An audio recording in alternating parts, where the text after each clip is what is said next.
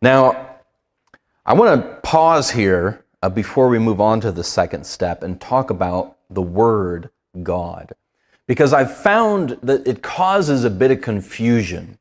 And depending on your background, depending on where you're from, depending on your prior beliefs, the term God can carry with it a lot of connotations, a lot of baggage.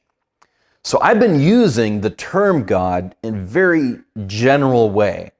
I haven't been necessarily talking about the biblical God. I've just been using the term God in a very general way to talk about the idea of there being an ultimate, supreme being.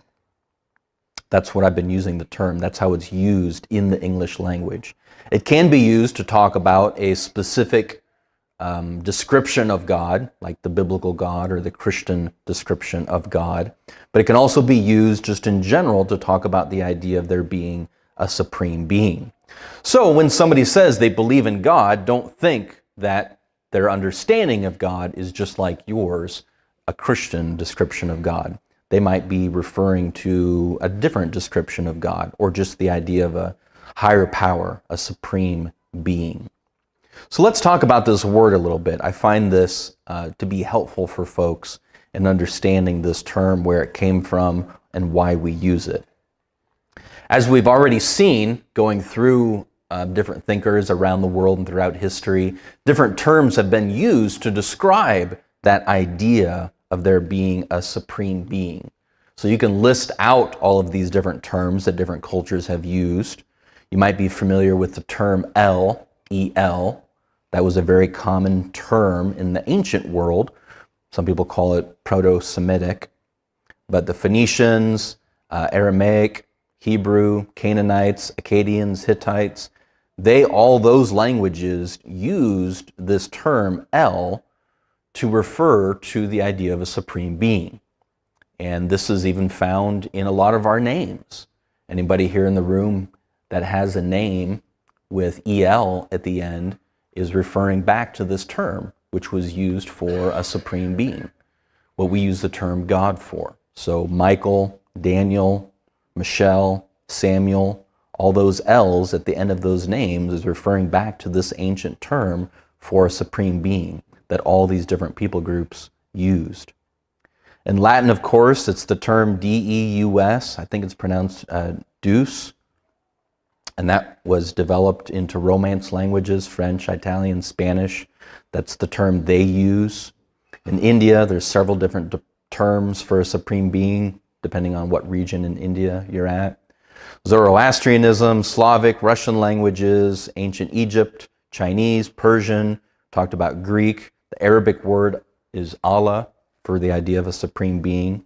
Sometimes an Arabic person will use that term to talk specifically about the Muslim description of God, but just like our English term God, it can be used to just refer in general to the idea of a supreme being.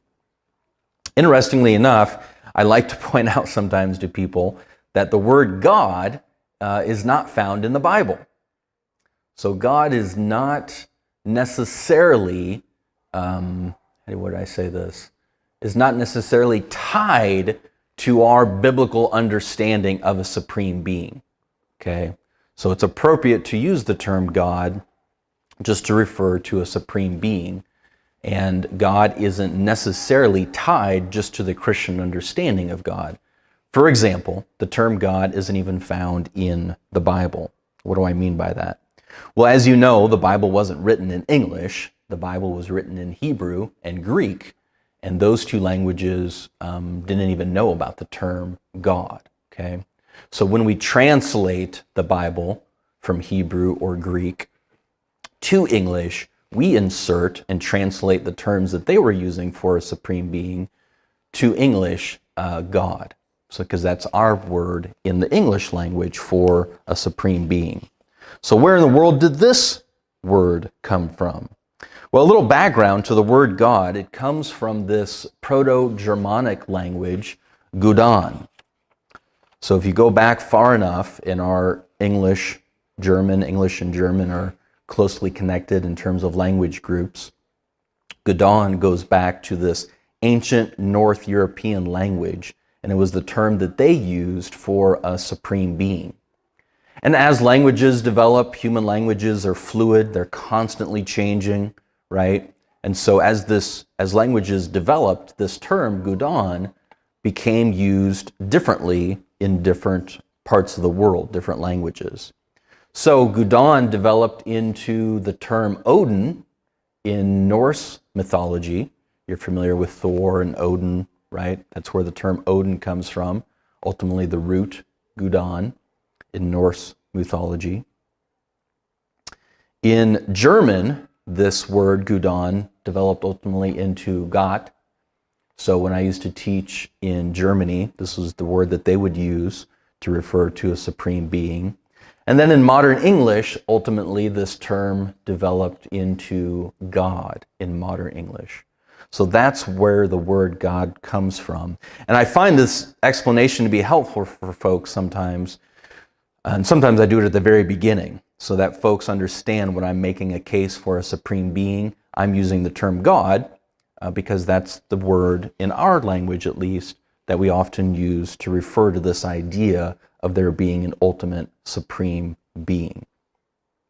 What we've done so far in the class is look at reasons and evidence to believe that there is a God, right? And all theists believe that there is a God. Atheists say that there is no God. So theists are those of us who think that there is a God. So if we've done our job well and made a good case for theism, then we can reject atheism, and we can reject another belief system we haven't talked much about yet, and that is pantheism, or another version of it is panentheism. But basically, to summarize, pantheism is the idea that the universe just is God.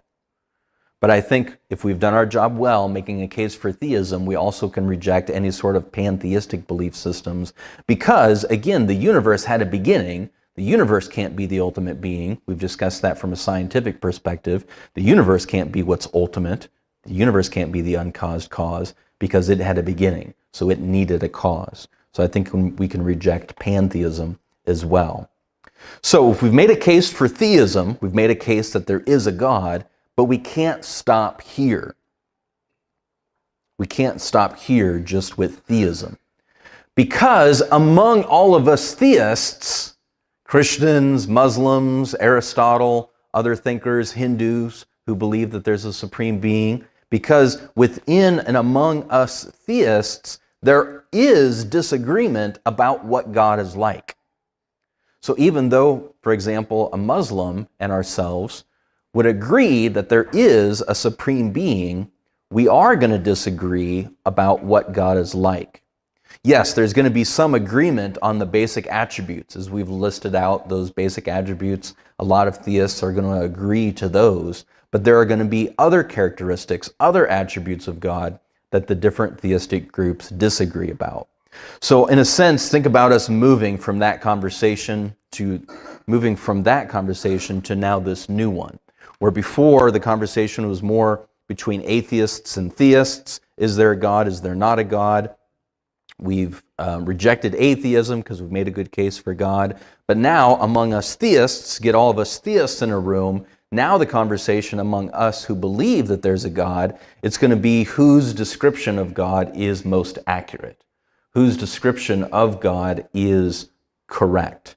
And that's where we're taking the conversation from this point.